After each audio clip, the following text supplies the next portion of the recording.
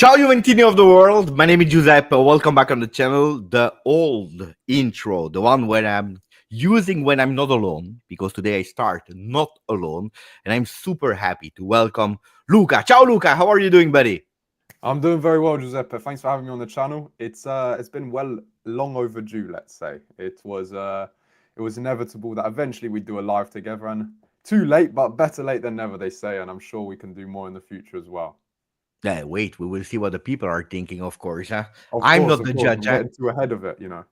You're going already at the end. You're already sure that people, they love you and they go, but you are I, correct. That's why I I know the invited people will you. love it. I know the people will love it, so. I'm sure about it as well. That's why I'm happy that you are here together with me. I see already people that are saying hello. I see, let me say hello because that's the first thing I always do, saying hello to the people because these are the most important ones. It's a Sir Raz that was the first one to write into the chat. Sir Raz with fire, fire, fire. We have Pecci Pecci, grande Pecci Pecci. Juve Cornercast, that is also a new creator that just launched this channel. Is also saying, Beppe, when am I joining next, Beppe? We have Juve Pulse. Ciao, grande Juve Pulse. They saying we want some blood. We want some really harsh talk. We have Loca in the chat. Ciao, grande Neven, that is there as well. That did actually the thumbnail. Grande Neven. Ciao, Bogdan. Ciao, Alessandro. Ciao, Giorgio. Ciao, Mufit. Ciao, Sasha. I'm always waiting for Sasha. From the moment that Sasha is there, that's the moment that we can start the live. Ciao, Tarik. Ciao a tutti in chat. Thank you for always being present. You know how much it is important for us. Today we'll speak with Luca about a bit. You know it, when it's the first time that we have a guest on the channel, my usual thing that I always did, whoever they are, that it's Luca Monblano, Romeo Agresti, whoever that is coming, a few minutes about them as a person or what they are doing for a living. And then we go to ours. Lecce Juve, but a microsecond. We already forgot about Lecce. No, nobody wants to talk anymore about Lecce Juve. We'll go to our season 24-25. We'll go to the words of Giuntoli, now versus past. And then Mercato is crazy tonight. La la la la. Do you know that song, Luca? I haven't heard that one, Giuseppe, but you sung it beautifully, like a prime Ed Sheeran. Beautiful voice of an angel. Guys, that's not a good start. If he never heard about Mercato, his crazy song, we don't start well. Luca, okay, who are you? For the people that do not know you here on the channel, who are you? So, of course, I'm a part-time footballer for Juventus, currently on loan at Genoa, Fabio Miretti. That's one side of me. I'm like a Jekyll and Dr. Jekyll and Mr. Hyde. So I do that, and I also make some videos on the internet talking about Juventus at the same time. So they're both of best worlds. Primarily, you can find me on TikTok, though, Juventus Fan TV. I'm more of a TikTok man. Giuseppe's more YouTube, and we're merging both worlds today. But yeah, big Juventus fan. I know. How did you actually start creating some content? By the way, you have the name that is here in the title. You also have the link into the description. Go and follow him on TikTok. That is his main primary content platform. So go, because he's doing. What are you doing on TikTok? You are doing post games. You are reacting to a lot of Ah, things. I do everything, Giuseppe. Like any Juventus stuff on there. I have my separate TikTok account that I just do football in general, not really Juventus related, but yeah, match reactions, player ratings, just talking about latest Juventus news, that sort of stuff. Anything football related you can find there. I agree. And how did you start? When did you woke up and you said, "Hey, let's talk in front of the camera"? But it was early 2021. I was Yeah. spending a lot of time on TikTok. It was still lockdown period with COVID and stuff. So obviously there was I was watching YouTube on the side, but this was an era where short form content was just going super viral, and I was consuming so much. And on TikTok there was just people talking about Premier League, Manchester United, the classic sort of stuff. There was no one really doing Italian football and Juventus It's true. on TikTok at the time. So I thought and the funny thing is, I was leaving comments because this was when creators would reply to comments with videos. That was a super popular trend at the time. So I was commenting on people's accounts like, "Oh, speak about the Serie A, speak about the Scudetto race, speak about how you think Ronaldo's doing at Juventus, and all of this." And nobody was replying with these videos. I was like, "Well, no one's doing it. Why don't I do it?" And my first few videos, like if you're a proper OG, you'll remember that they were just football edits. It wasn't me speaking. I was pretty shy at the start. I was just editing players, but I quickly realized I wasn't a very good editor, and there were a lot of better editors in the game than me. So I did my first video. Actually, it was a Messi versus Ronaldo video, and it performed really well. And then since then, I just started talking about Juventus. This was in the Pirlo season, for context as well. I didn't say at the end of the Pirlo season. So we won the Coppa Italia, but we got the first. I remember the first like post match I did was against Torino. I think we drew 1-1. Actually, do you remember this game, Beppe? Away. I think Cristiano Ronaldo scored the equalizer for us. But or maybe Chiesa scored. I think no, it might have been 2-2. I think Chiesa scored 2. We drew though. We drew. I know. I remember we drew, and I wasn't very happy. And then I just quickly became known for my post-match reactions. And but yeah, how I started was simply with football edits, and I just wanted to speak about Juventus for all the English-speaking Juventus fans as well, just like you, but on TikTok. Look at that. Oli saying I have liked every JFTV video. Thank you, brother. Oli, I hope you did for JFTV, as you said, but also that you are doing it here because I didn't ask for it. So people that are also watching in replay, don't be shy. Put a maximum of like, we have only 67 likes as I'm speaking, and that's something that I don't accept. And no, guys, because otherwise, 100, at least 100, guys, at least 100. No, here we need to speak about 300, 400 likes. Oh, look, I'm setting low. Then, guys, we need to go higher. No. Oh, we are Juventus fans. We always have to aim for the That's top. Very true. That's what do you do with 100 likes? I can't pay the bills with 100 likes. Okay, I will ask you 2 more questions before entering really the Juve topics. The biggest joy as a creator so far? Whenever I get recognized and people say that they love my videos, just that keeps me.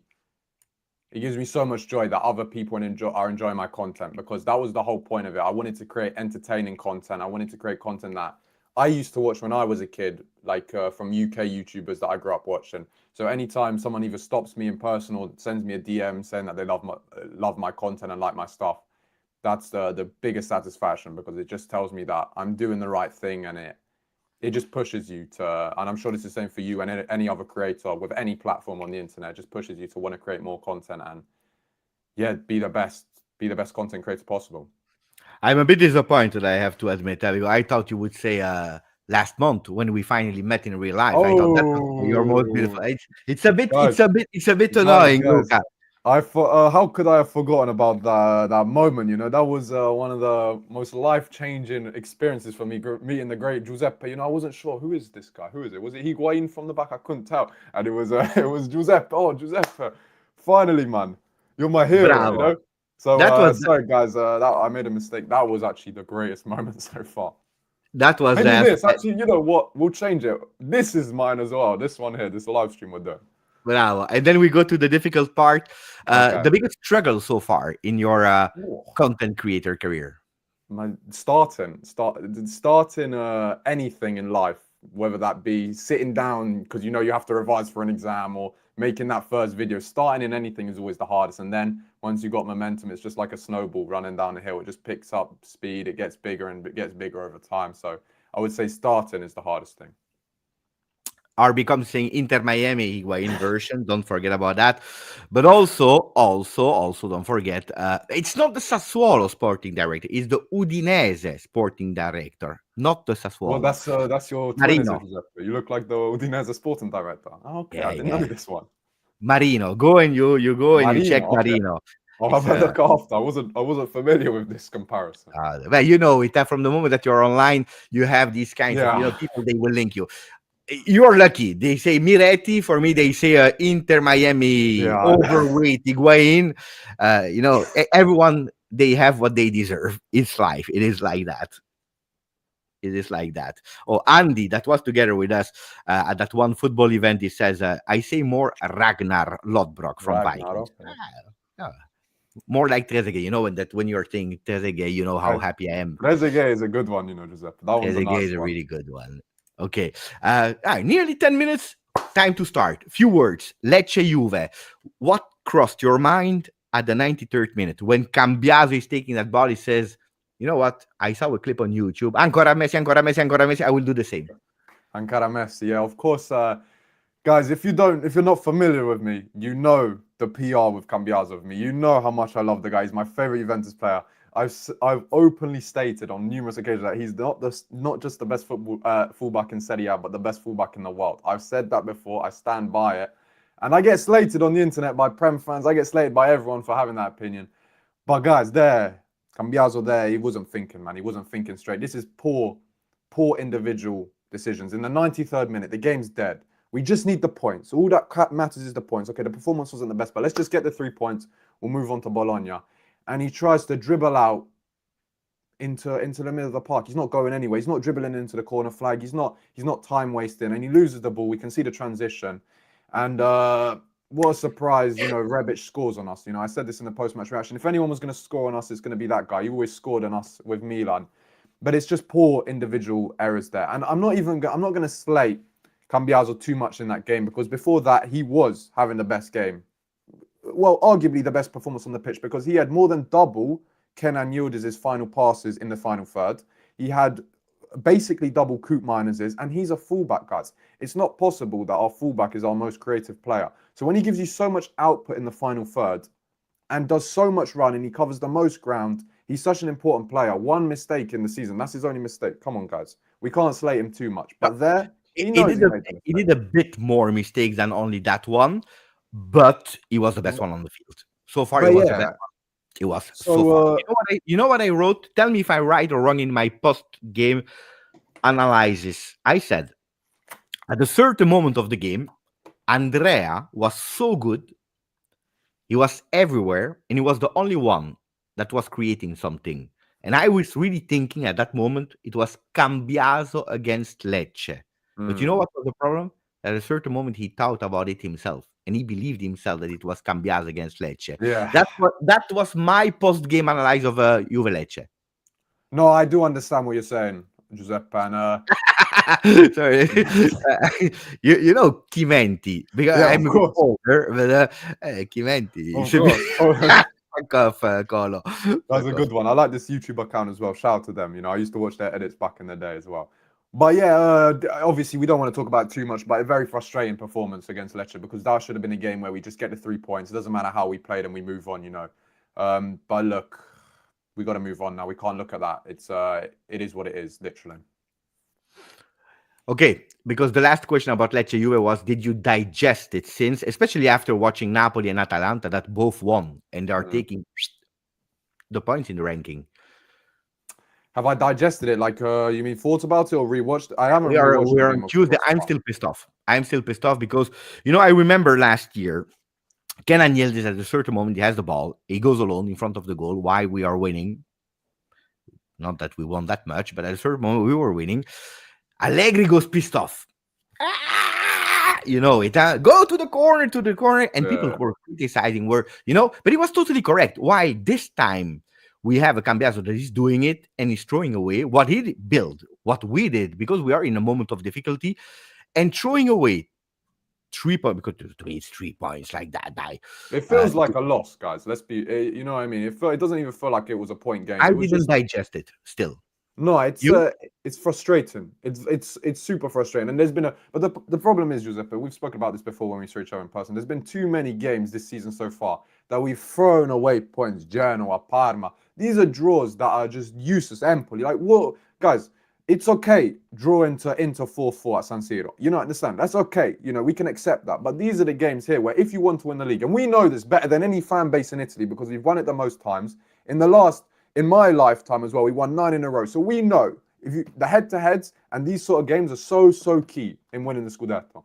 So when you're 1-0 up against Lecce in the 93rd minute, you've played awfully, but it's fine because you're going to get the 3 points. It's done. And then to do that stupidity and then concede a transition under no pressure, there was no pressure. You can see the transition against an awful team that's going to be fighting relegation. It's not acceptable. So, of course, Giuseppe, I'm like you and every other Juventus fan. The days after, super frustrating, super annoyed. But at the same time, it's almost like I've seen the cracks coming up to this game. So can I tell We you, knew. oh, I'm We knew. surprised it happened? Of course I can't tell you that because we've seen it over and over again this season. Agree. And we've spoken about this before. The intensity has dropped since the start of the season. So honestly, I'm not even surprised that the game ended how it did. No, But because I believe at the 60th minute, for 10 minutes long, you have like 5 sloppy shots, but still floppy shots from Lecce. If you're conceding exactly. 5 shots in a row, it will arrive. At a certain No, moment, it of will arrive. course. That's why I was pissed off. And honestly, let's be Usually, real. A draw could have usually been a fair I'm really result. balanced. Usually I'm really balanced. I mean the day after, because the day after I sleep on it, I watch again the game, I take the emotions away, I try to be, and then I'm more rational. We lost because of this. This was good. This was bad. But this one, I still have the difficulties to digest it. Let's go to the season without Right, let's do explanations, this. without blah blah blah blah. The rating on 10 so far, but I also want the chat to participate on that. At the moment, after 19 games, 14 in But Serie A, 5 in Champions League. out of 10, a rating out of 10 so far this season, Giuseppe, I'll If you probably want, you can say go on 100, huh? no. Look, it's tough to say because injuries have screwed us as well this season, and obviously that's an external factor. We can't shoot ourselves in the foot because of that. I'd probably say 6, to be honest. I think I would give a 6 out of 10 because I think the start of the season, I'm like, okay, guys, we're going for a title charge here. Maybe even push for the Champions League. Like all of us, we were super, super up, buzzing with the performances and the way we were playing with Motta. Then the injury started to crack, and I think that Bremer injury really just hit the train off the route. It hit the train off the route, and it really has hit us badly. So I'd probably say a 6 in the sense that there's been so many moments this season where I'm like, okay, that's Juventus DNA, the Inter 4-4, the Leipzig win. That's Grinta. That's what I remember growing up watching the Allegri team, the Conte team, the peak years of Juventus, getting a result from when you look dead and buried. But then I look at the games against the Lecces, the Empolis, the Genoas, and I just think that's also the Juventus of recent years that I'm used to. So it's very hit and miss. So far, I'd give a 6, to be honest.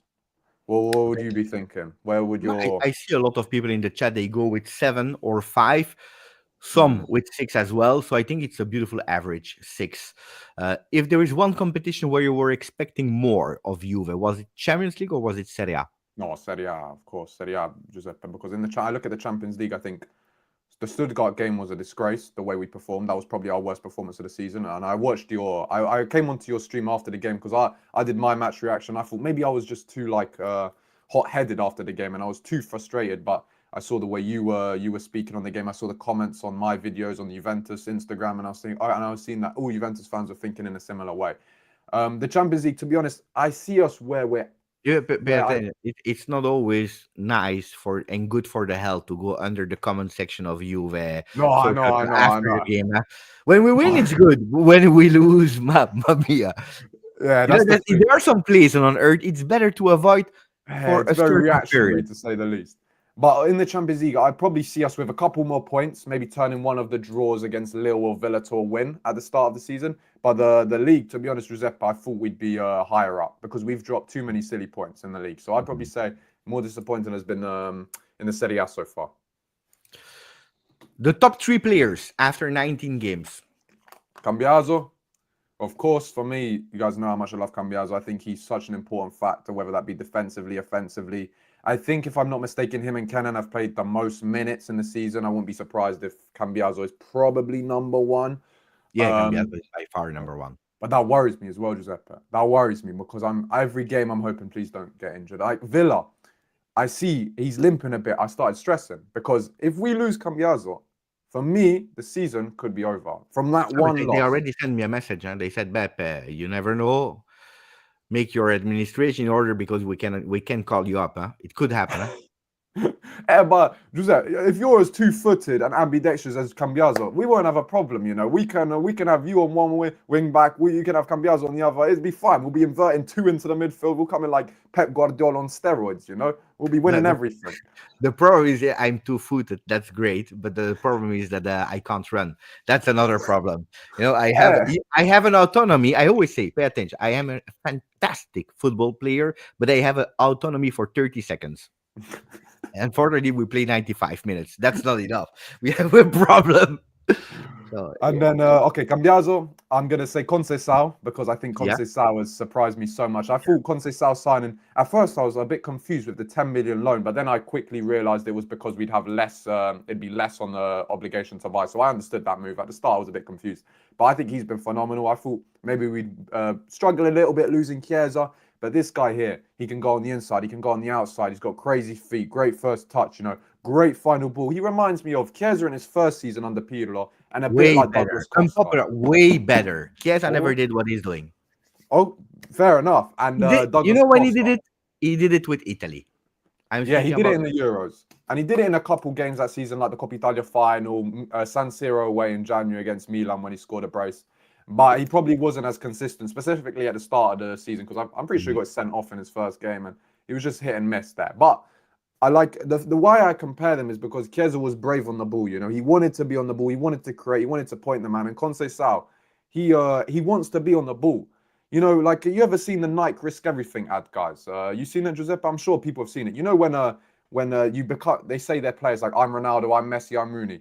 The guy that says he's Neymar, he turns around and passes it back, and the guy says, "Oh, Neymar would never do that." That reminds me of Conceição now. He would never pass it back. He will never go back. He'll always try and create something, and that's what I love. Those are the wingers that I love. I love them you know wingers, the ones that. you know what is the best quality of Conceição? Me personally, I would say is dribbling. But what would you say? He has the ability to make you stand up from your chair. There, yeah. Also, very true. Because you want to watch him. That's what you pay money to see in football, in my opinion. When you see him, I'm like this because Yeah, you you're like know on that the it edge of your will seat. happen. And obviously he hit the post against Lecce from like 30 yards out. That's that's a moment of brilliance created from him. You understand? That wasn't a chance created by the team. That was just him creating La Giocata, and that's what I love about him. And then look, the third one's tough because Bremer was fantastic up until he got injured. But of course, I can't say Bremer because of the injury. I will show love, Giuseppe, to Locatelli because I think Locatelli has been reborn under Motta, and I think every single week he's dropping a 7 out of 10 performance. And it's about time that he's finding his consistency in the team, some rhythm, because Locatelli, I was so happy when we signed him, but the problem was he was so up, down, and maybe sometimes he was playing in the regista role, sometimes a little bit more advanced, sometimes on the bench, and it was like maybe Allegri didn't find the correct position for him.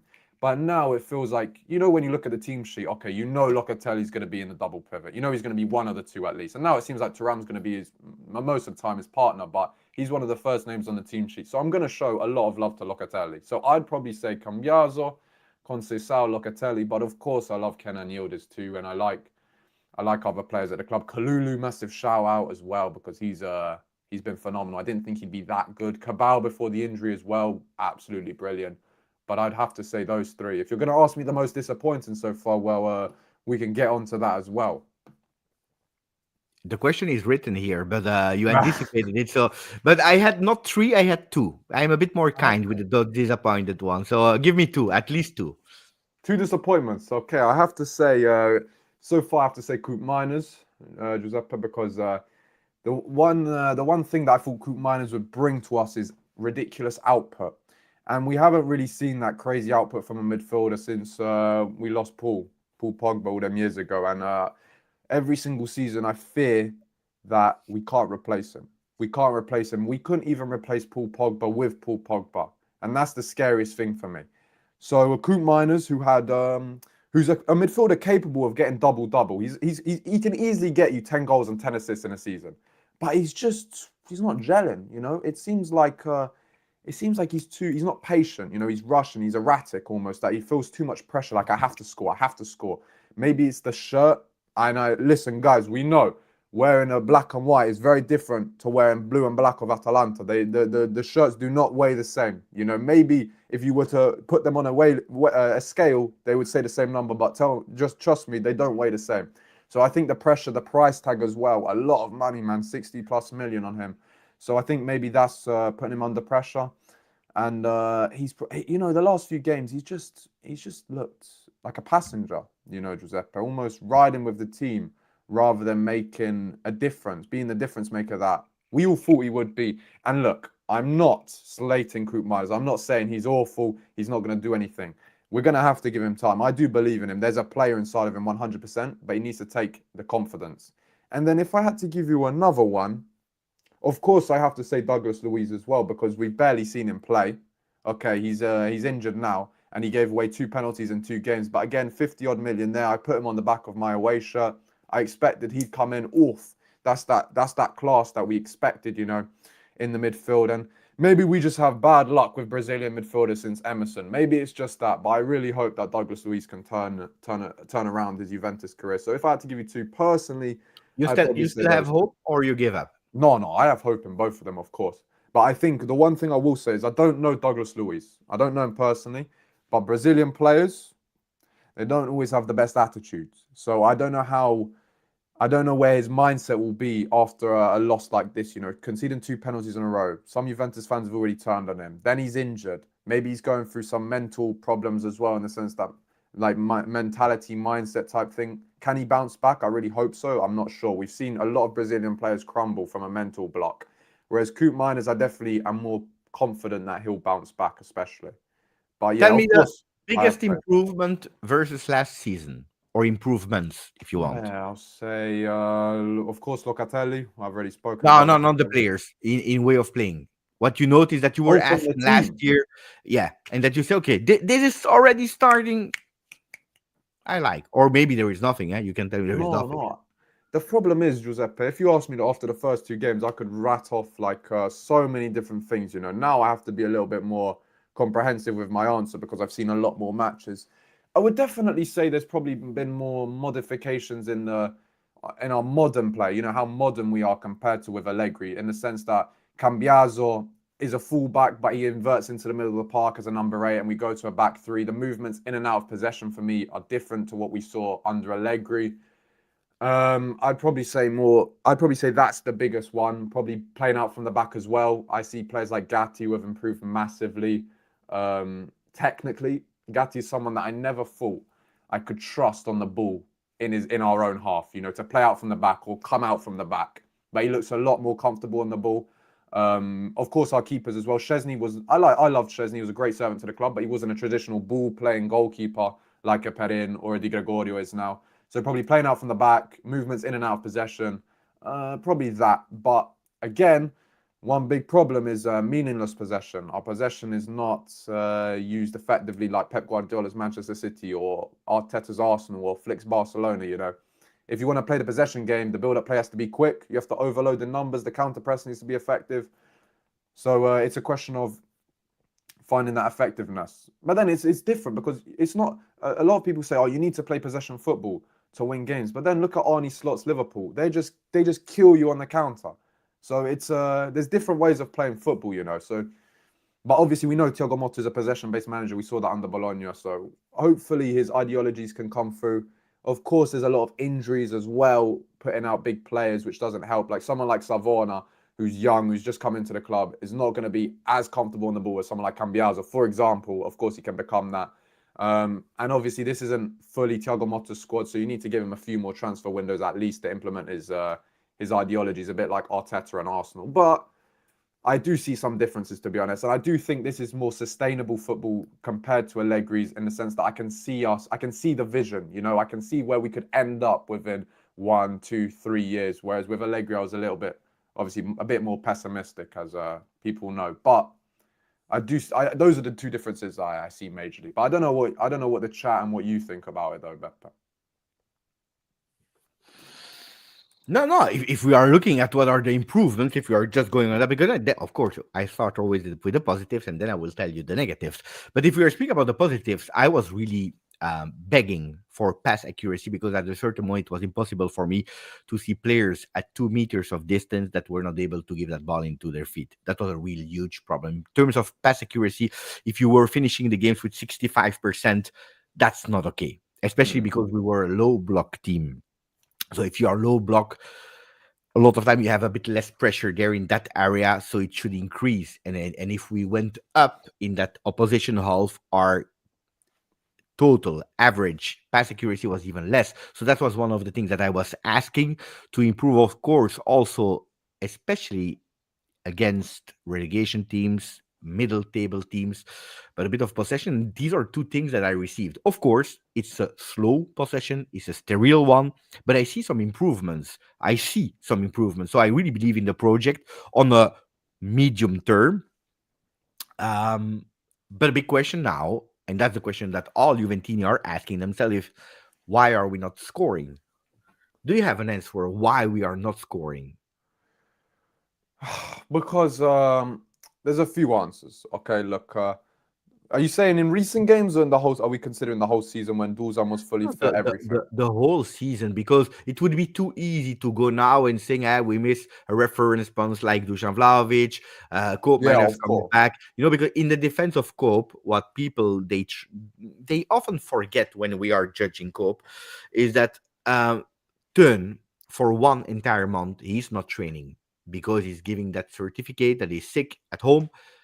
Even if you're at home and if you want to train in a private way, it's not the same, first of all. And you're missing your entire preseason. You come at Juve at the end of the Mercato, while Serie A is already ongoing.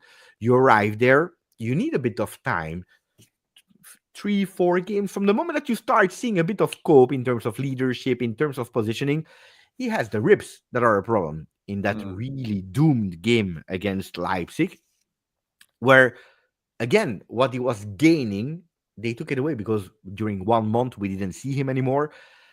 And now he's coming back. But don't forget that there are a lot of things that are saying, hey, Cope is in a difficult moment in terms of physicality, that they need to recuperate. And he finds himself also in a team that is really without injury. So I think it would be too easy to say, why are we not scoring since the last 2, 3 games? But one of the things that we were complaining about in the past was we are only winning 1-0. I'm speaking especially from the beginning part of the season, and now we have more or less the same goals. Hmm. We are not winning. We are not scoring goals at the moment. I think in Serie A we have 22, which is really really far from the 36 of Atalanta. And I'm just going with an extreme. But if you're looking at the goals of Inter, of Milan, of Fiorentina, they all have much more goals than Juve. Why are we not scoring, Luca? I'll say one thing. I think also we need to consider. I just this isn't an answer to your question because it would be a stupid answer. But we miss so many individual chances. Like the players like Vlahovic, Of course. Thuram, the other day missing an open goal. Koop Miners has missed several. Well, the game we watched, Giuseppe, Koop Miners missed a one-on-one at the end. He should be scoring. You and I would score that. So it's like a lot of individual. I don't know. Me, Yeah. 100%, I'm putting that top bins and then I'm taking my shirt off and celebrating. I don't know. But, but we miss a lot of stupid chances where we should be scoring. So we should have definitely scored at least 10 more goals, in my opinion, from the dumb chances we missed. But it seems like when we have possession, right, the build-up is slow, it's meaningless possession. But when we get in the final third, there's not an overloaded numbers. Often there might just be Vlahovic as the focal point and then two wingers hogging the flanks, but we don't pin defenses back. In Italy, it's very defensive. Most of the teams are going to be a low block. Maybe there's going to be the odd Inter that will kill you in transition, Atalanta, whatever it may be. But if we pin them back with the midfielders as well, with the wide players, with the striker, we're going to create way more chances. It's sort of like how City were doing last season, where they'd have almost 6 players in the final third, all on the edge of the box, with Haaland in the box as well, occupying it. And you're pinning defenses back. You're putting so much pressure on. Chances are just going to be flooding through. It's like a floodgate. So I just feel like the build-up play between the middle of the park and the final third, the gap is too big and the numbers are too small. There's not enough players in the final third when we get in the positions to create chances. So I think that is probably the main thing that I can think of, to be honest, because when we're in those positions, when we don't overload the numbers to mount that much pressure, then you could also talk about the counter press. Is our counter press as effective to turn for turnovers, to turn over possession and stuff? I don't know, probably not. At the start of the season, it was very, very effective. We were pressing in numbers. Kenan was rotating with Vlahovic in the press. Now it seems like the players maybe seem a bit more tired. Maybe they're not pressing as much. That's what I see personally. So, and in those first 2 games, remember, we were creating so many chances. Our press was super effective. Our build-up play was a lot quicker than it is. It's So true. It's true. It's there's a true. fact. There's a consider. Even if I want to come back on, if we are speaking about last season, Max Allegri in the two first game of the season, we were playing spectacular That's football. true. Udinese, of course, we won. Don't forget the you remember people they were not even mentioning Allegri, they were going on Magnanelli. Magnanelli Mm. is the coach of the team. Wait, there is something because guys, 34 minutes. I think it's a record on the channel. 34 minutes with people here that are watching, that are enjoying the live with a guest, Luca. Likes Oh, 120, only 120. guys, we And could do better. you know that likes, it cost zero. And also nobody supporting the channels. There is no extension of membership. There is no donation. There is zero. We had to wait 34 minutes. Thank you, Rad, to extend your membership 37 months with us. And you know it. When we have these people that are special also supporting the channel, we need to put them in the picture. So Rad is saying, I am not worried this season. We might not reaching to our full potential, but we are in the right track compared to last few seasons. Tell me about that comment, Luca. But I agree with that, to be honest, because I think what could our full potential be? I'm interested to know also what he sees as our full potential, because I feel like that's a very subjective opinion. For me, the full potential might be different to you, Giuseppe, compared to every single one of us across the world, you know. But I do agree that the signs are there, you know. I think the vision, the project is something that I believe in, I can back. Maybe there's a few modifications that I might not agree with, that I think should be changed, what you think, etc., etc. But I think over time it will come good. And I think injuries are definitely something that's hindered us a lot this season. You said at a certain moment, I interrupt you, Luca. You said at a certain moment, but I see the vision. I trust the process, which I am also, so I'm on your side totally. But there was something that you said with a few transfer seasons, maybe in 2-3 years. When does it stop? And when you turn into, you know it, a few years ago, you took the head of Allegri, you threw it from the, you remember this scene, you know? Hey guys, But listen, of course, how could of I course. forget? No one forgets that. Yeah. Now, it's not the same Luca anymore, of course. No. But just to put it in picture, what is the moment where you said, "Oh, I waited too long now"? Because you said several winter mercato, 2-3 seasons. People here, they are going crazy. They can't wait anymore. What is that turning point where you said, "Oh, we didn't back up Allegri anymore. It was too much"? When will you say that? I hope never, because I believe in the project like you did. I think you got to give at least 2 summers, at least two full seasons, to be honest. Because at the end of this season, I will say though, at the end of this season, if we were to miss out on Champions League, for example, get knocked out in the group stage of the Champions League, listen, guys, we all know what's going to happen. There's going to be a lot of controversy between the fan base, and people are going to start asking questions. And I would understand why people would ask questions, because with the amount of money we invested this summer, and if we were, touch wood, we don't, please no. But if we were to miss out on the Champions League, get knocked out in the group stage, don't win the Coppa Italia or the Supercoppa, it would be a failure. Of course, for Juventus standards, it would be a failure. I tell you, Luca, I believe, the most positive Juve fan that exists. I am the most balanced Juve fan. I'm Yeah, I always know, man. putting people in reality. But I tell you, if we miss, it will not happen.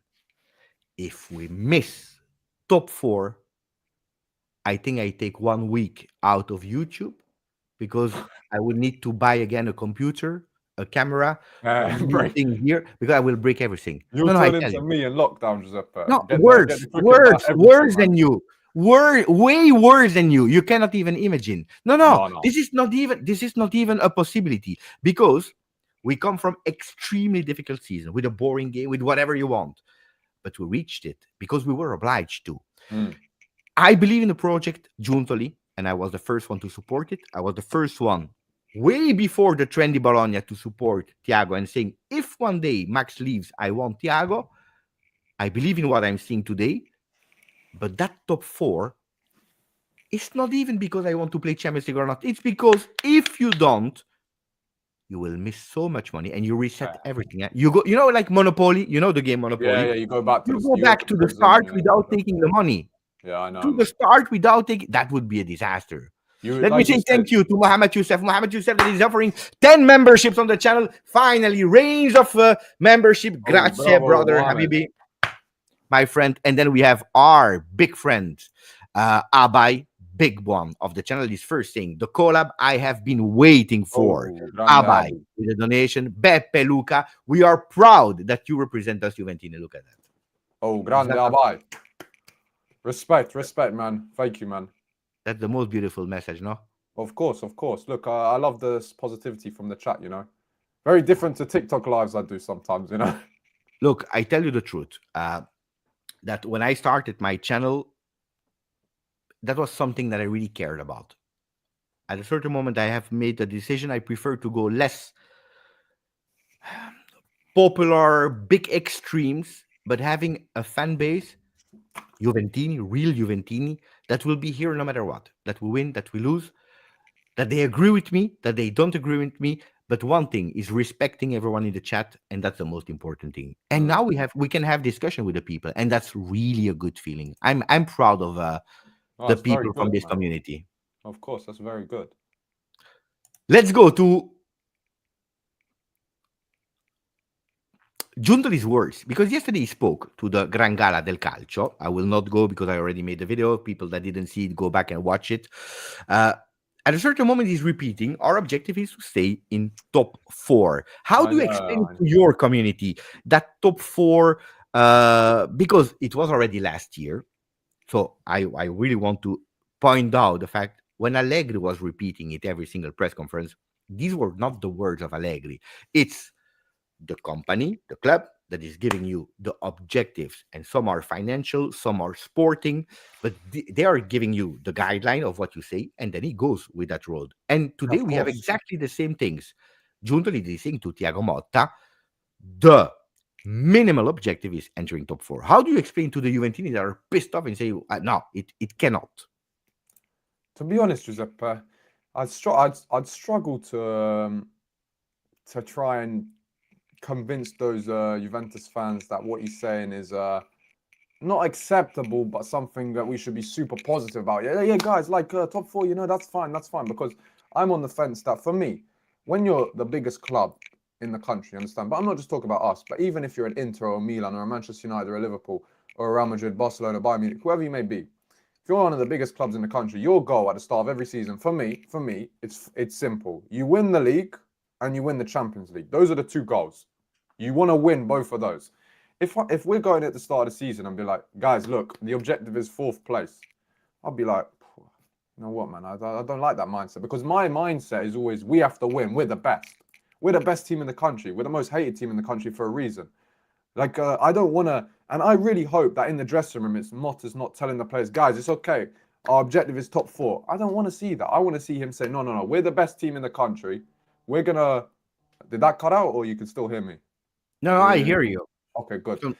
We're the best team in the country. We're Juventus. That's in our DNA, winning. We're going to win the league. I want to hear these affirmations. We're going to win the league. Now, of course, Giuntoli, maybe to an extent, wants to save himself and not put too much pressure on the team. I hear that argument, or not too much pressure on the board and say, guys, listen, if I keep coming out and saying we're going to win the league, if we don't, there's going to be big questions around the manager, the players, me, all of that, which I understand to an extent as well. But I don't like the mindset that Juventus is only there to compete for Champions League. If he said we're there to compete for the Scudetto, okay, that's look, Luca, I will counter ask you, because your native language is English. It's of not course. mine, so you understand better English as me, I believe. But when people are saying the minimum objective, But he said minimum, or what did he say? Because I might have heard you wrong. It's always the same thing. Minimum is minimum. top Okay, four. okay. It's always minimum top four. Nobody said top four. It's minimum top four. Minimum top four. Does that mean that you cannot go to the first spot? No, of course not. I didn't hear your minimum. But at the same time, shouldn't he just say our objective is to challenge for the league? Some might argue, because we are Juventus, you know, at the same time. But minimum top four is different to saying it's just top four. You understand? So I didn't hear you say minimum. So that's Minimum. my fault. Yesterday, he said, but pay attention, because we are speaking about 2 years now, 2 years of minimum top four, minimum top four, minimum top four. Yesterday, he said our objective is to stay in the top four, which is already different than minimum. But minimum is a word that he's repeating since 2 years. Last year, when the question came, he really explained it in detail. He said, guys, we don't want to put objectives like winning the Scudetto or not in the start of a project, but the minimum is this. And then who is holding us back to believe more, to do more? I can tell you that last year, in front of microphones, when they were repeating Scudetto, Scudetto, I spoke with a lot of players personally, face to face, but also in on messages, and they were telling me, "No, we believe in the Scudetto. We want to go for it because we were on track to do it." So Mm. nobody's saying don't believe in the Scudetto, but it's true that yesterday, when he's repeating it like that without taking the time, it gets to a wrong message, or people they have difficulties to understand it. What I didn't like yesterday is when he's saying, it's a paradox, but we are pleased with the things or how the things are going so far. That's something that yesterday, according to me, was not really beautifully explained. Because if you come from a 1-1 against Lecce, 0-0 against Aston Villa, 0-0 against Milan, where your team is full of difficulties with a lot of injuries, when you're saying, I'm pleased with how things are going so far, it's tough. It's tough when you hear that. Yeah, I That's think it's something that he also. needed. I tell you, from Juntoli, you know what I miss from Juntoli? Juntoli or someone else, huh? But I need someone that gives me realistic grinta to me, the tifoso that is at home. Mm.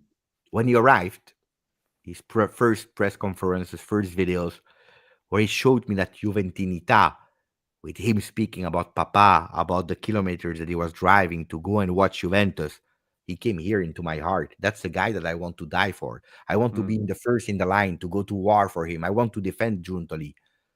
Today, I miss maybe a bit of this. And I remember without him, you had an Allegri that I will always defend on that. That was fighting for the team, to defend the team, and going there, boom, boom. Luciano Moggi was doing it. Lippi. I need someone that is saying, boom, boom. I need a bit of this, which at the moment I think is a bit missing. That's what I But would ask to Giuntoli, not to lie to me. I don't want to, because if he's coming in front of microphone today or yesterday and he says, we are competing, we want to compete for the Scudetto, we are missing 9 players. We have the other ones that are running. We are just changing the entire team, technical coach. People will say you are a clown. You are lying. We don't believe you. So a realistic, but still that fighting spirit also in us to give us a bit of that fire, which I missed a bit. well, I understand what you're saying, Giuseppe. I do understand. It's the Juventus DNA, the people that will die for the club. But let me ask you this. I'll propose this because I feel like a lot of Juventus fans have thought this way. They've spoken to me about it and stuff. People say that Juventus died with Andrea Agnelli leaving to an extent, because Agnelli is Juventus, the family is Juventus. They all we have to do is respect them, and kiss their feet because of what they did for the club. So Andrea Agnelli leaving was a big blow, for us at the time. And of course, like a lot of fans are hoping that one day maybe he could return to the club as president because he is, for me, he has to be the president of Juventus. I always struggle to. I always find it weird, watching the games and the camera panning to the board, and I'm not seeing Andrea Agnelli and Nedved there. So it feels a little bit strange. Look, But I I'm a think it's bit that. older, so I saw a Juve manage also without Agnelli or without Andrea or other Agnelli, but I saw a Juve managed also by L'Avvocato, by Umberto, Yeah, by of Gianni course. Agnelli. Look, you're speaking to maybe the number one fan of Andrea Agnelli here. That doesn't mean that he never made mistakes. I always say if you never do something, you cannot do any mistakes. Yeah. If you don't do something, you will never do mistakes.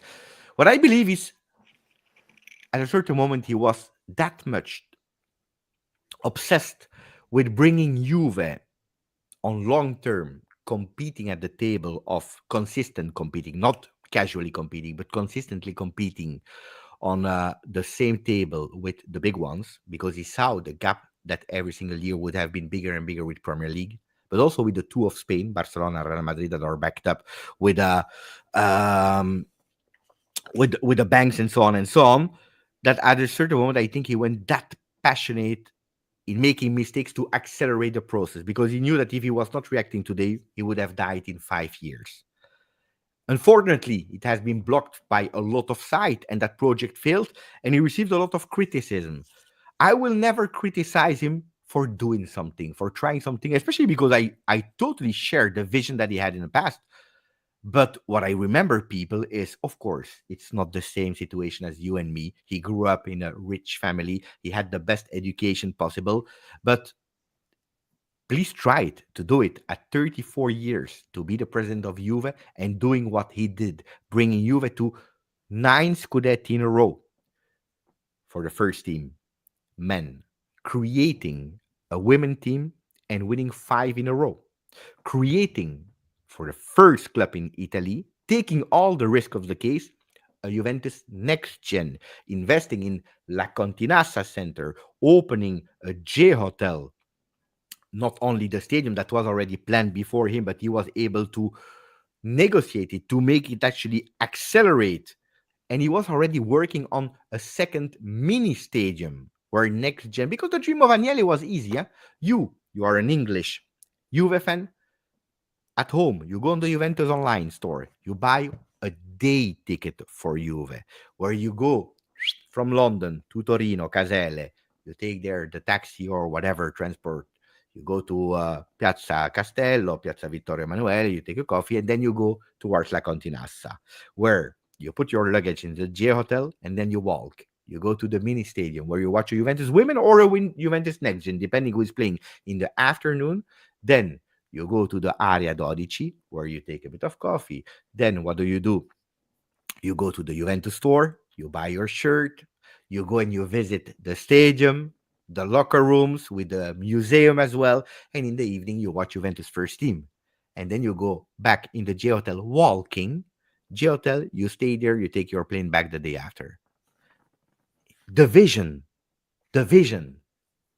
Ragazzi, it's easy to complain about he did mistakes and we lost a lot of money, he invested in Ronaldo and whatever. It's easy to blame the mistakes. But look at the others. The other one, they are still fighting to understand if maybe the 25th plan of the stadium will look beautiful or not without even having the agreement from the department of Il Comune di Milano, di Roma. What are we speaking about? I go crazy when I see these things. It's true. You don't even really realize you want to go that day, that Juve day. I gave you that passion. You want to go with that full trip now, huh?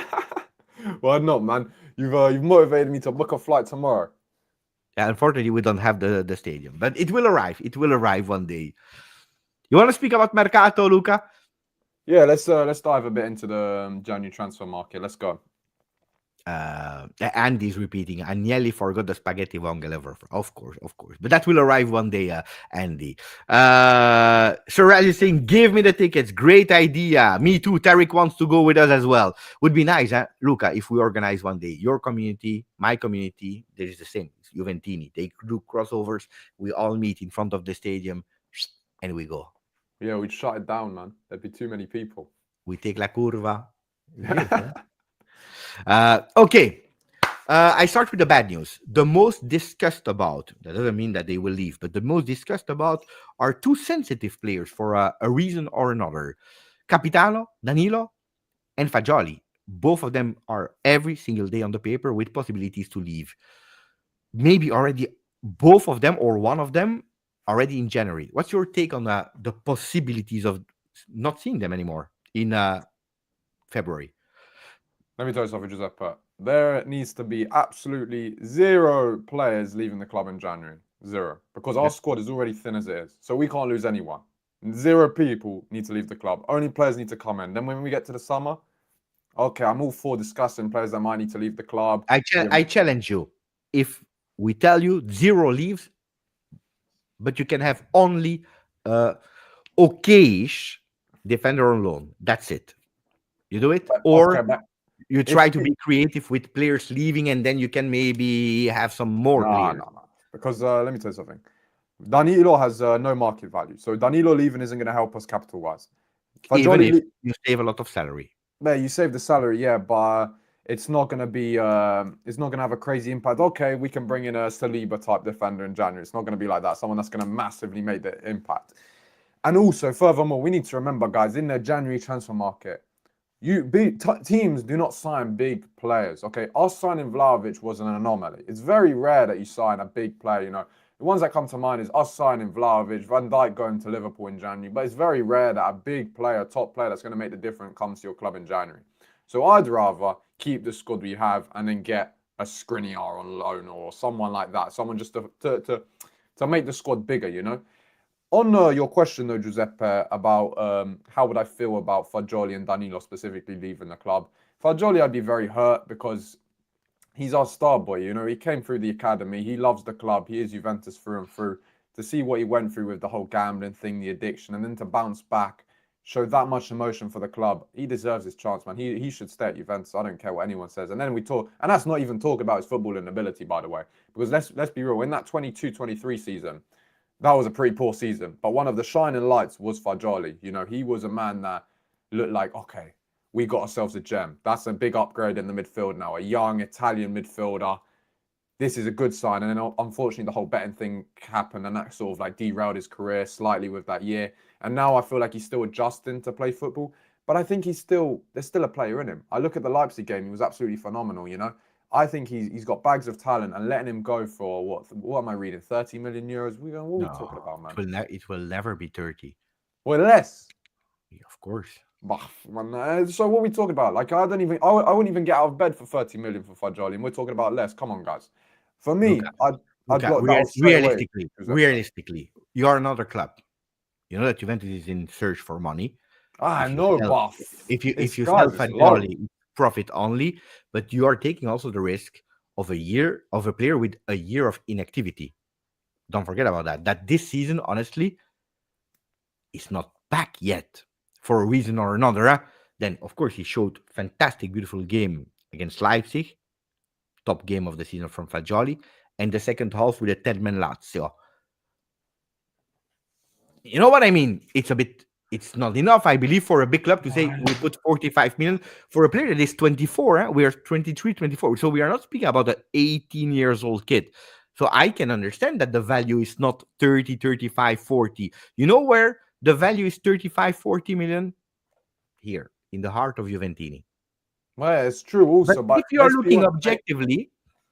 But for me, Giuseppe, he's a talent that can easily surpass that. You understand? With game time, with consistency. And I believe in him. Maybe I'm crazy for believing in him. But also last season, I wasn't just believing in him because I'm basically him and I look like him. But Miretti, for me, is also a player that needs time at Juventus. For me, I see a lot of qualities in this type of footballer. So I wouldn't be looking but you know that nobody can take you seriously when you're speaking about Miretti. That's look, whatever you say, people will say you're biased. No, of course, people are gonna say I'm arrogant because I'm him, you know, and I have the mindset of Ronaldo and all of that stuff, and I'm not Ronaldo. But it's okay because, you know, it's good to be confident in yourself. But tell me because I know I follow. When you were at the Allianz Stadium and you were waiting in that queue, in that VIP queue, and you saw the players coming and you see Miretti, I know that you were excited and you have that high five from him. I high fived him, yes, of course. I think he was. How did it feel? It felt funny, and I knew the clip would do well numbers wise. It was just funny, and I felt like he was laughing as well when he saw me. Maybe because he thought we looked similar as well.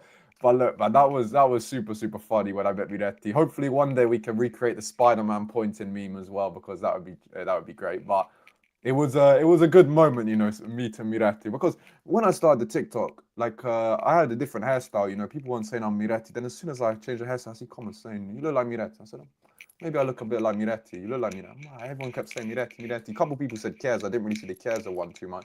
Miretti. I was like, you know what? Let me ask some other people. Ask my family members. Yeah, you look a bit like this guy. I was thinking, my days, I look a bit like this guy.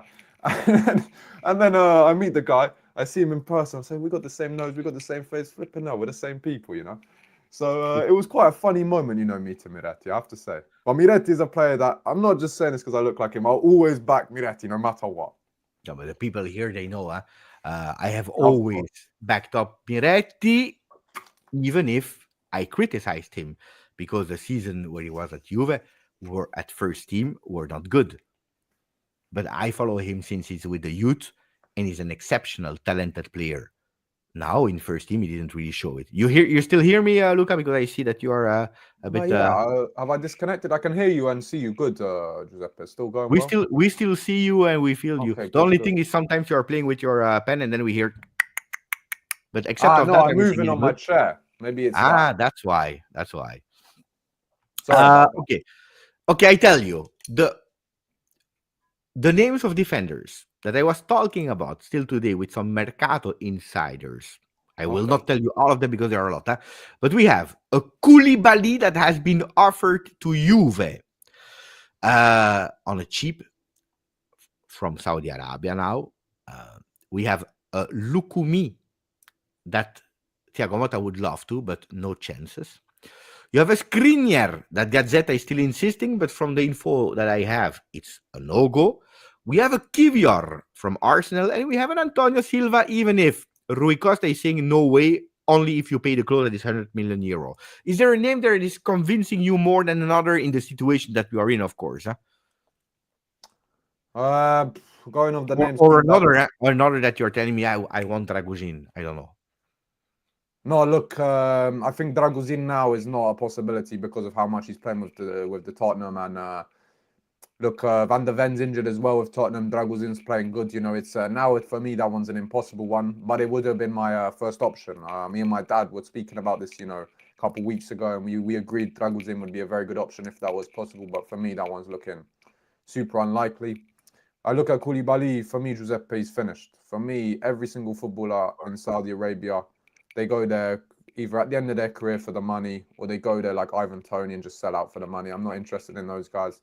You know that you just lost 50% of the Cristiano Ronaldo fans, huh? Look, With I that love statement. no. I love Ronaldo. I love Ronaldo. Eh, No, but- guys. He's my second favorite player ever. Look, he's trying to throw me under the bus, Giuseppe here. My second favorite player ever. But if you play in Saudi, it's irrelevant. You know, it's not a top league. I think the same. 100%. 100%. You didn't answer me. Who do we take as a defender? One or two? Who? But of course, Lukumi would be the best option out of that, but it's impossible. Especially Bologna. Bologna just bust our balls with everything. They're not going to sell to us, let alone in January.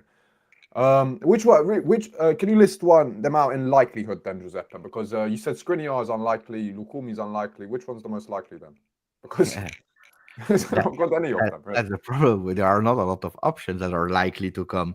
Look, Antonio Silva is increasing a bit, but you will need to invest also for long term with him. So it's not just a loan, or Kivior is still a possibility on a loan, depending, because they want to sell him. Juventus, they don't want to take a risk on going for that. So we need to wait to check. There will be a long list. It will be a Mercato is crazy. It will be a crazy month of December. I still think that we will go for two defenders. But you think Skriniar? No, Skriniar no? will not come. No. He will not come. Received an offer from Saudi Arabia for 20 million. It's a player. He's not even playing with Paris Saint-Germain. It's a player that he has a really high salary. It's a player that Paris Saint-Germain says, "Oh, ragazzi, if we sell, why would we loan out Skriniar?" So makes no sense. Tell me about the strikers, because people here, they are reminding me, my boy Mikaudatse today is finishing on all the papers, and the people are speaking about him.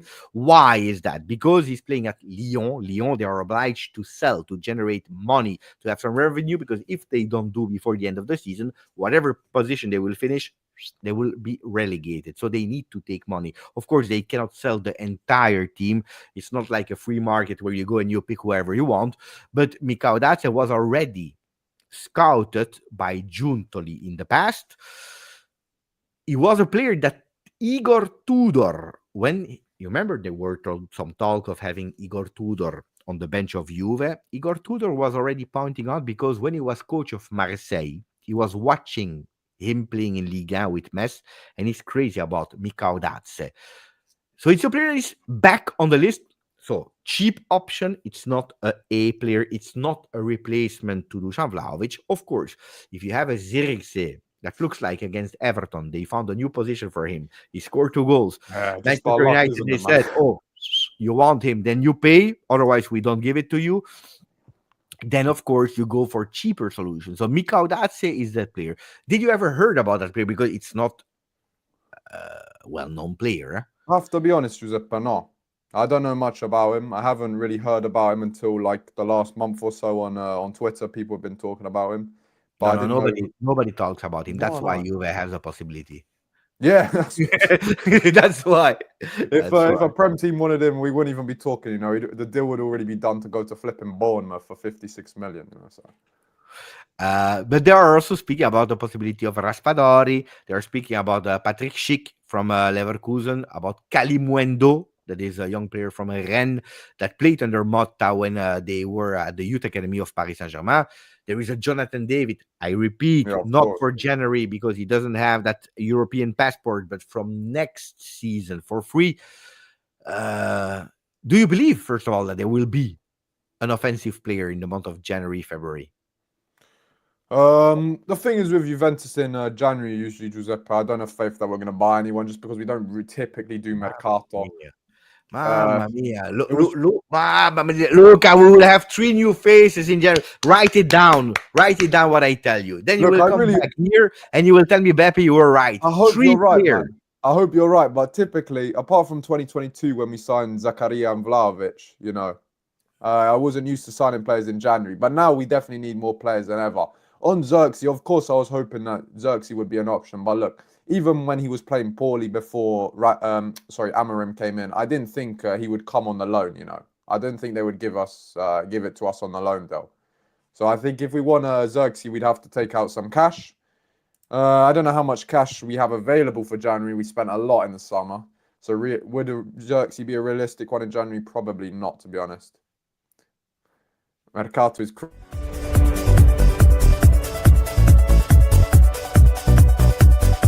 Mercato is crazy. Ah, la la la la. Mercato is crazy. Ah, la la la la. Mercato is crazy tonight. Mercato is crazy tonight. Mercato is crazy tonight. La la la la. La la la la.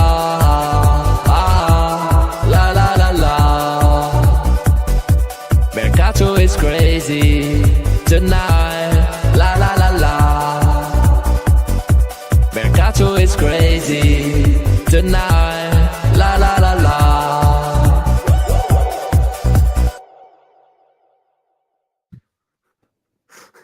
yeah, it's a good song. Of course, it's a good song. It's my song. I've never heard it though. It's not normal that you never heard that. Oh, but here, No, the it's not people in the normal. chat, they went crazy because they know it. When Beppe says nothing, we do nothing. When Beppe says Mercato is crazy, the chat is on fire. Guys, write it, Mercato is crazy in the chat. And in the meanwhile, I want to read the message of by the way, rate Mercato is crazy song. That's an old clip. I have a new version of the clip, but I will not show you today. Okay, but I'll give it a 10 out of 10. Bravo, bravo. Nini Baranto, thank you for the donation, my friend. Ciao, Beppe and Luca. What an amazing live. Thanks to Luca, of course. Question for Luca. What made you a Juve supporter and when did it happen? Before answering, let's stay together 5, maximum 10 minutes together. Then we close the live. Okay. So we have these fun questions. Guys, if you have questions for Luca, go for it. It's now the moment. We start, of course, with the donation of Ninib. Oh, ciao, Nini. Thank you for the question. So what made me a Juventus supporter? It's not a crazy, interesting story that one day I was in Turin, I watched the game, I fell in love with someone. No, it's simple. My dad's a massive, massive Juventus fan. He's been a big Juventus fan. Well, he grew up What's the name? What's the name of the father? Guido. Guido. It starts also like Giuseppe, nearly with a J, so grande. I like your father. Yeah, he grew up in Modena. He would go to games home, away with his friends from a young age. You know, he's been everywhere. You know, he's been unlucky as well. He's only been to Champions League finals we lost, so he can't go to Champions League games anymore because he's very scaramantico. You know, he's superstitious. But I didn't really have a choice on the team I supported. I tried to play a prank on him one day. Maybe I told him, listen, Dad, I don't like football, man. I don't want to support anyone. I don't like football. He wasn't very happy. You know, he quickly shut that down he made it very clear when I was 6 and I played that joke on him. That won't run in this house. So, yeah, my dad's a massive Juventus fan. And when did it happen? Well, I would say I started watching football like properly probably around 2010, 2011. But I was playing football from like 2009. So when I was around 6, because I was born in 2003. So probably around 6, 7. There are pictures of me at 6, 7 in Juventus shirts, but really watching the game, loving the game, it took a few more years because when I was super young, I really preferred playing it compared to watching it. So probably around 6, I was 7 when I got into football and Juventus. So I hope that answers your question, man. The members are writing all-time favorite Juve player. Paolo Dybala. Very simple one. You know, I grew up with him. He joined the club when I went to secondary school. He left the club as I left secondary school. So it feels like me and him sort of overlapped almost in 2 separate lives. I just loved the guy, like everything about him. I wanted to be like him. Maybe it was the haircut, the tattoos, the low cut socks, you know, the celebration. Of course, that for me, I even liked him at Palermo. So when we signed him, I was super happy. Just everything about Dybala is for me. He'll always be like, I know the captain is Del Piero and Del Piero is the number 10 for Juventus and as a club in general, but where I started watching football when Del Piero was in his last 2 seasons, so I don't have that affection, that personal connection towards him like you would, Giuseppe, or my dad, or someone that's older than me. So someone that I really grew up and I grew up watching. The 2 that come to mind are Paul, Pogba, and Paolo, but I would go Paolo. I can perfectly understand. Favorite non-Juve player? This is a really obvious question. If you guys know me, you know who my he's not. I have to hold my hands up here, guys. My favorite footballer ever isn't even a Juventus player. My favorite footballer of all time is Neymar Jr. That's my favorite player ever. I loved him when I was young. I wanted to be like him. The way he played football. To this day now, when I go play five-a-side with my friends, most of the time I wear a Neymar kit just because I feel like I'll be more skillful. And yeah, guys, I can't say Miretti as well, by the way, just because that would be too arrogant. You know, you guys will be clipping me up. So Neymar. Favorite football number? Good question. When I was young, I'd say the 8 for Marchisio. I like the 8. The 10, of course, is great. 11, 10, 11. 21 is very iconic. For Juventus, especially, I really like the 21. 17, because I'm born on the 17th. So tough. If I have to say one, probably 8, because I was a midfielder when I was younger as well. So number 8. Another passion out of football. Passion out of football. It's very hard because football is my life. I like watching TV shows, movies. I like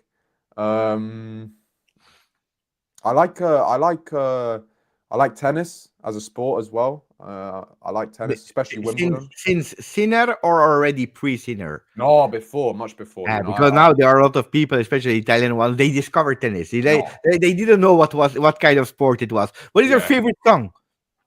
My favorite song? Good question. Probably Faded by Alan Walker, because it's the most nostalgic song of all time. Faded. I don't know that. Guys, this is not normal. Don't make me sing it, man. Guys, this is not normal. Not play it entirely anymore, but that's the new favorite song of Luca.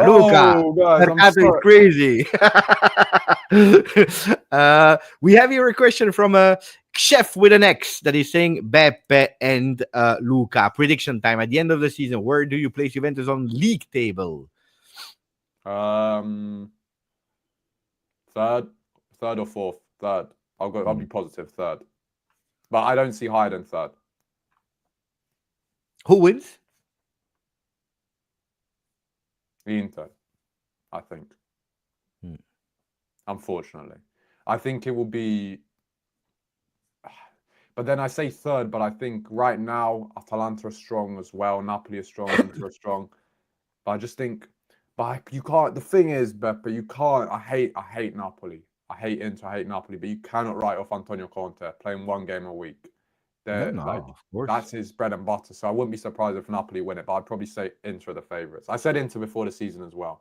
I thought they were going to win it. So if we don't win, I hope it's Atalanta. Oh yeah, of course. If you're talking about the lesser of 2 evils, of course, in an ideal world for me, it would be Genoa, Miretti, winning the Scudetto. But guys, But yeah, Uh, No, if you're obliged, even if Atalanta is not a team that I really like, but if I need to, then no, I don't then like it as well. And the fans always give us yeah, bad stuff for no reason. You know, what have we done to Atalanta? They always yeah, bust our balls. exactly. Well, okay, give me one thing that you like about this channel and rate the GJustjuve channel. What do I like about Giuseppe? Other than No, Giuseppe's not me, beautiful the channel. face, you know. No, of course. That's Of common course, sense. Everyone knows that. hopefully one day I could grow up and look like Giuseppe too. But Especially because he met me live, so he knows the aura. Yeah, I know. That's the word you had in mind. That when you saw me, you were in difficulty because until that moment you thought Calafiori meant aura. yeah, But of course. when you saw me entering that room, you said the new definition of aura. Am I Yeah, wrong? well, it was almost a bit of respect between you know, I've met quite a few people that you could consider have aura, you know, Tom Holland, Djokovic, you know. But then when I met Giuseppe, I was blown away, and I was to my friends, you know, but you know that's Giuseppe, you know who Giuseppe is, you don't know who Giuseppe is, you know, I need to get a picture of Giuseppe. They said, I yeah, was I know thinking Giuseppe, to but who rename the doesn't know? channel in aura. He's the aura man, you know, he invented aura. He invented aura. So no, what I like about the channel, I like the community, of course. The first thing, comments are very positive, everyone gets involved with their lives. I like the fact that you post videos consistently every day, multiple videos, Giuseppe highlighting everything, whether that be match previews, match reviews, talk about the next thing that's coming up. And I just like the layout as well.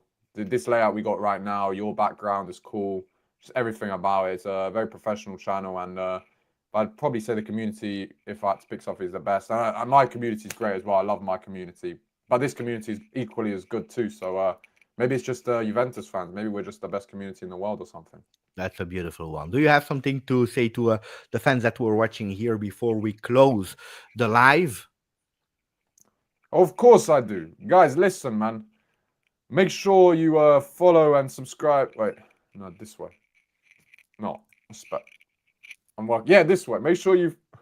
I can't get my fingers going. Start all over. Start all Yeah, over. let's just pretend that didn't happen, right? I didn't lose any aura. Make sure you subscribe to Giuseppe's channel, like the video, comment, share it to your friends. Follow my TikTok page as well, Juventus Fan TV, if you haven't already. Guys, we need to be positive. The Bologna game, I feel like we can bounce back. I can feel like a win is finally coming our way. We need to keep supporting the club, keep hoping for the best, and hopefully, if you enjoyed this content as well, me and Giuseppe, we can run up some more content again soon. Maybe some in real life stuff too as well. Maybe we can work out a day that we can go to a game or something, you know. That would be good. And yeah, honestly, guys, Forza Juve as always, and I'll see you in the next live. Luca, don't leave. Stay with me. I will stop the live in a second. Stay with me so that we have 3 minutes together.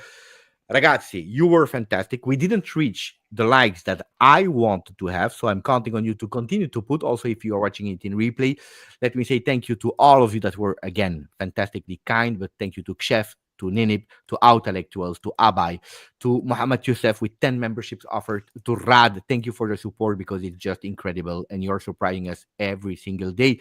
We reached 34,776, so we are going towards our objective of 35,000, but we need more Juventini. So share the channel with all the people that you know. Thank you again to a fantastic live. Thanks to Luca. Grazie. Ciao, forza. Ragazzi.